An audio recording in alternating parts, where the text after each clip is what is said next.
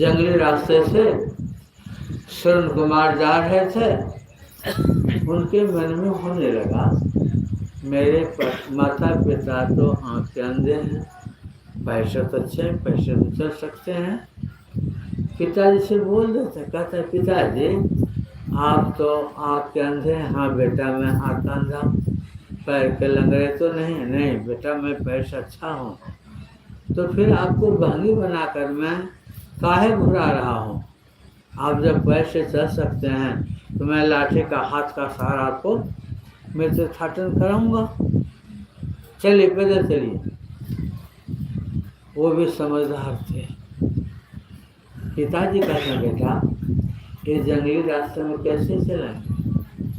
अब इतना दूर से तुम कहाँ से ढो करके लाया, जंगल में चलने में कितनी दिक्कत होगी बेटा। जंगल पार कर दो और हम पैदल चलेंगे, तुम हाथ का सहारा देना, लाठी का सहारा देना।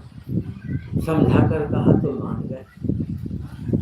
अब बहंगे उस जंगली रास्ते से चलते चलते जैसे वो जंगल से बाहर निकलते हैं, बात तो याद थी पिताजी को। मैंने कहा कि पिताजी आप आँख के अंधे, पैर के लंगड़े तो नहीं, पैसे चल सकते। तो श्रवण ने पिताजी से कहा था, ये तो याद था कि मैंने थोड़ी देर पहले पिताजी से कहा कि आप आँख के अंधे, पैर के लंगड़े तो नहीं हैं।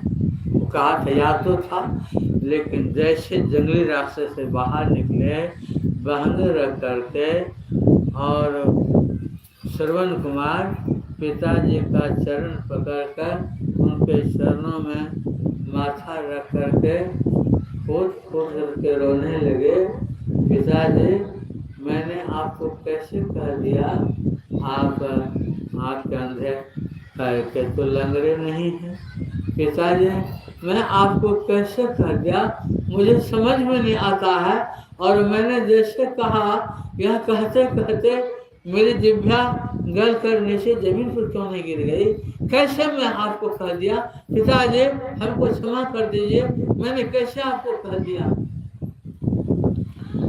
बाप कहते हैं बेटा इसमें तुम्हारा दोष नहीं है, वो उस स्थान का दोष। मैं समझता था तुम्हारे मन में ये दुर्भावना आ ही नहीं सकती है, लेकिन ये दुर्भावना, ये दुर्वचन जो तुमने बोला, ये तुम्हारा बेटा दोष ने उस स्थान का दोष है। वे असुर का स्थान है, डाकुओं का स्थान है, बदमाशों का स्थान है।